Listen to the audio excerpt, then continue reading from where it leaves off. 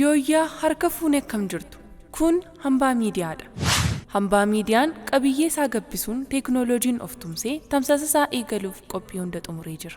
Kanaafis hordoftoota isaaf dorgommii badhaasaa adda addaa qabu qopheessee jira. Ulaagaaleen dorgommichaas dorgomtoonni suur-sagalee daqiiqaa 5 dorgommii kana nama mo'achiisa jedhanii yaadan erga qopheessaniin booda qopheessitoota dorgommii kanaaf ergu. Qopheessitoonnis suur-sagaleewwan dorgomtoonni ergan sa'aatii wal fakkaataatti YouTube hambaa miidiyaa irratti fe'u. Dorgomtoonni liinkii suur-sagalee dorgommii isaanii koppii gochuun marsaalee hawaasummaa dhuunfaa isaanii irratti maxxanfachuun hiriyoota ofii itti waammachuu danda'u.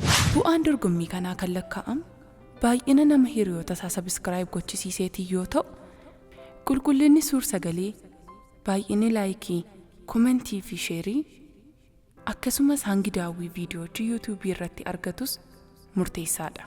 Sagalee fi suur-sagaleen qophaa'u safuu fi duudhaa saba keenyaa kan eeggate ta'uu qaba. Afaan kamiyyuu fayyadamuun ni danda'ama. Hojichi ergaa guutuu dabarsuun dirqama. Bilbilas ta'e kaameeraa salphaamatti naannoo keessanitti argattan fayyadamuun hojjechuu ni dandeessu. Badhaasni dorgommichaas tokkoffaa kan ba'eef qarshii 5,000, lammaffaa kan ba'eef qarshii 20,000, sadaffaa kan ba'eef uffata kubbaa miilaa kilabii barbaadan oriijinaala isaa. Dorgomtootaaf carraa gaarii.